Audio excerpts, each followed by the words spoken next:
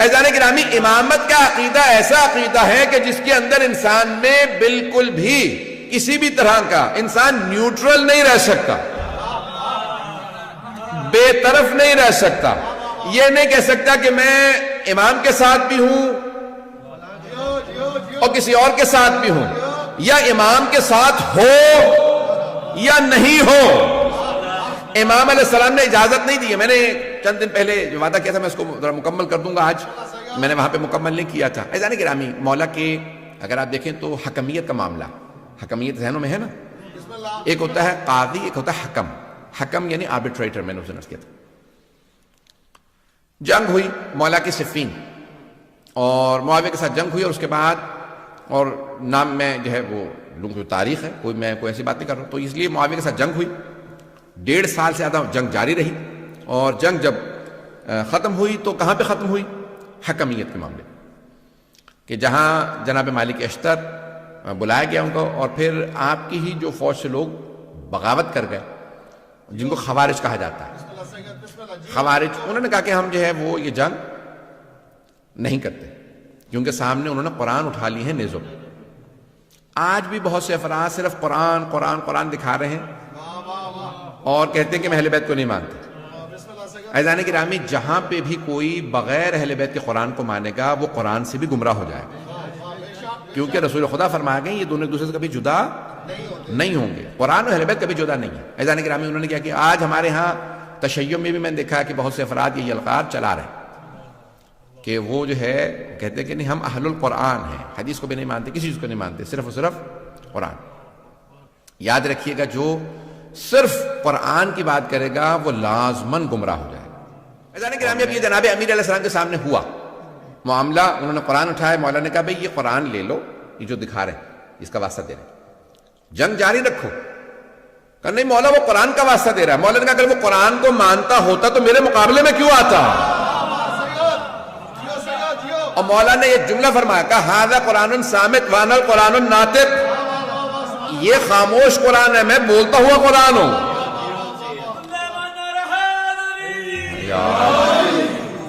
عزیزان گرامی، میں انہوں نے جو ہے وہ قرآن دکھائے، 500 قرآن نیزوں پہ بلند کیے، اور مولا کائنات نے کہا کہ نہیں ٹھیک ہے یہ قرآن جو ہے ان سے لے. لیکن لوگوں نے کیا کیا؟ نہیں، مولا کی بات کو نہیں مانا، اور وہ قرآن کریم جو ہے وہ کہا کہ نہیں سامنے قرآن علی، آپ معاذ اللہ قرآن کے مقابلے میں آ رہے ہیں. یہ جملہ کہا لوگوں، اور جملہ کہا میں دہراؤں گا استغفر اللہ ربی واتوب الیہ معاذ اللہ من ذالک، لیکن جملہ کہے بغیر میں نہیں رہ سکتا جو انہوں نے کہا تھا خوارج میں. اور میں پہلے سے توبہ کر رہا ہوں، لیکن وہ جملہ دہرانا اس لیے ضروری ہے تاکہ لوگوں کو اندازہ ہو کہ جو اہل بیت کو چھوڑ دیتے ہیں وہ کہاں تک چلے جاتے ہیں. اور انہوں نے جناب امیر کو مخاطب کر کے کہا یا علی اکفرت، یا علی آپ کافر ہو گئے. آج بہت سے لوگ کہتے تھے بھی شیعوں کو کافر کہہ رہے ہیں، ابے وہ ہمارے مولا کو بھی کافر کہہ رہے تھے. وہ کہہ رہے تھے یا علی اکفرت، یا علی آپ کافر ہو گئے، آپ نے قرآن سامنے موجود ہے اور آپ نہیں مان رہے. یہ انہوں نے کہا. عزیزان گرامی، اب جناب امیر علیہ السلام نے اس وقت پھر جدائی اختیار کی، وہ لوگ الگ ہو گئے، اور انہوں نے خوارج نے مولا کے خلاف اعلان جنگ کر دی. جب آپ کہہ رہے ہیں کہ یہ کافر ہیں تو وہ کیا کریں گے؟ کہا کہ ہم علی کے خلاف جہاد کریں گے. آپ نے کبھی زیارات پڑھی ہیں؟ آرام سے سن لیجیے گا، زیارات اس وقت میرے سامنے نظر نہیں آ رہی. زیارت میں آپ زیارت واسطے جملہ پڑھتے ہیں کہ کن پہ لعنت ہو؟ جو امام حسین کے قتل میں آئے، جنہوں کے خلاف جاہدت الحسین. کبھی آپ نے غور کیا؟ جنہوں نے مولا حسین کے خلاف جہاد کیا ان پہ لعنت ہو. کون فرما رہے ہیں؟ چھٹے امام علیہ السلام. والذین جاہدت الحسین، جنہوں نے امام حسین کے خلاف جہاد کیا. کون؟ یعنی وہ یہ کہہ رہے تھے کہ جو ہم امام حسین کے خلاف لڑ رہے ہیں یہ جہاد ہے. جہاد عبادت ہے. نہیں ہے مجمع میرے ساتھ؟ جہاد عبادت ہے یا نہیں ہے؟ فروع دین میں 6 نمبر پہ جہاد ہے. پہلے ہے نماز، روزہ، حج، زکوٰۃ، خمس، جہاد. فروع دین میں واجب عبادت سمجھتے ہوئے قربتاً اللہ کی نیت سے کر سکتے ہیں. نماز اگر قربتاً اللہ نہ ہو تو قبول نہیں، روزہ قربتاً اللہ نہ ہو قبول نہیں، حج قربتاً اللہ نہ ہو قبول نہیں، خمس و زکوٰۃ قربتاً اللہ نہ ہو قبول، جہاد قربتاً اللہ نہ ہو قبول نہیں. پتہ نہیں مجمع ہے یا نہیں؟ اب وہ کہہ رہے تھے ہم جہاد کر رہے ہیں. جہاد کا مطلب ہوتا ہے یعنی ہم اللہ کی خاطر لڑنے آئے ہیں. پتہ نہیں لوگ ہیں یا نہیں؟ جو لوگ اہل بیت کو چھوڑ دیں صرف قرآن قرآن قرآن کریں وہ اہل بیت کے خلاف لڑیں گے اور سمجھیں گے جہاد ہو رہا ہے۔ چھٹے امام فرماتے ہیں جو حسین کے خلاف لڑے اور کہے یہ جہاد ہے اس پہ لعنت ہو۔ پتہ نہیں مجمع ہے یا نہیں ہے؟ بات پہنچ رہی ہے؟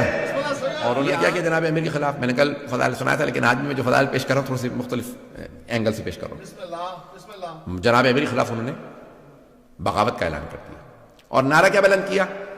ان الحکم الا للہ، قرآن کی آیت، سورہ یوسف سے آیت لی اور کہا ان الحکم الا للہ، حکم حاکم حکومت کا حق صرف اللہ کو ہے۔ یعنی کیا مطلب؟ علی ہمیں حاکم قبول نہیں۔ مولا سے کہا مولا وہ قرآن کی آیت پیش کر رہے ہیں آپ کے خلاف۔ ایسے ایسے بھی لوگ تھے بیچارے کہ مولا سے سوال کا جواب لینے آ رہے ہیں، مولا وہ آیت پڑھ رہے ہیں، تو مولا نے کیا فرمایا؟ کلمۃ حق یراد بها الباطل، کلمہ حق بلند کر رہے ہیں لیکن مراد باطل لے رہے ہیں، قرآن حق ہے۔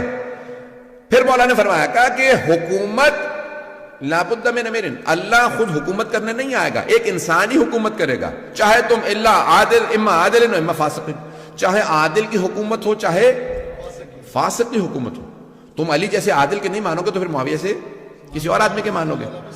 عزیزان گرامی، جناب امیر علیہ السلام نے وہاں پہ سٹینڈ لیا اور پھر آپ نے فرمایا یہ ایک ایسا فتنہ ہے جو میرے بعد بھی کوئی سے خلاف قیام نہیں کر سکے گا، میں ان کے خلاف قیام کروں گا۔ اور آپ نے قیام کیا اور آپ نے کہا کہ بھئی لشکر کشی کرو، ہم ان کا مقابلہ کریں گے۔ عزیزان گرامی، مولا کائنات نے ایک مرتبہ ان کے خلاف جنگ کا اعلان کیا، اس کو جنگ کو کہا جاتا ہے نہروان۔ اب کیا ہوا؟ لشکر آ گیا نہروان کے مقام پہ، بہت بڑا لشکر، 10,000 سے اوپر کا لشکر۔ مولا نے کہا کہ ان کے 10 افراد بھی نہیں بچیں گے اور میرے 10 افراد بھی شہید نہیں ہوں گے۔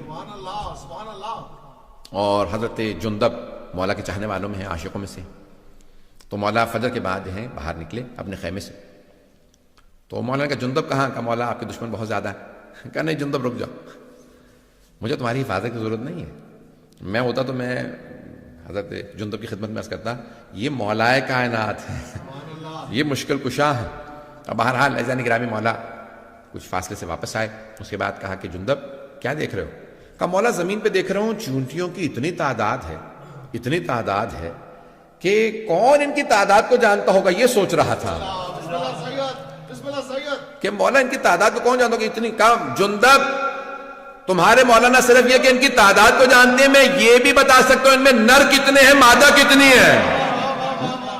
مولا کائنات کی پھر ایک مرتبہ جنگ شروع ہوئی اور مولا نے بتایا کہ کتنے لوگ آ رہے ہیں، اور جناب جندب کو کہا کہ جندب یہ جو پہاڑ دیکھ رہے ہو سامنے، اس کے پیچھے ایک لشکر آ رہا ہے، وہ بھی آئیں گے، حملہ کریں گے، وہی خوارج ہیں، وہی نہروان کے اس مقام پہ آئیں گے، مجھ سے بھی مقابلہ کریں گے، اور ان میں سے 7 افراد فرار کریں گے، 3 افراد کے ساتھ بھاگ جائیں گے۔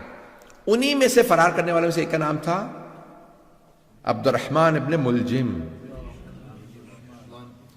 جس کو یعنی ہمارے ہاں کہا جاتا ہے کہ جس قدر یعنی سب سے شقی القلب کہا ہے رسول خدا نے اس آدمی کے لیے کہ کربلا میں بھی آنے والوں سے زیادہ پتھر دل انسان یہ ہے، شمر سے زیادہ ملعون ابن ملجم، اور کہا جاتا ہے کہ اس کا نام لے کر کے جتنی ہو سکے لعنت کرنا اس کا بے انتہا ثواب۔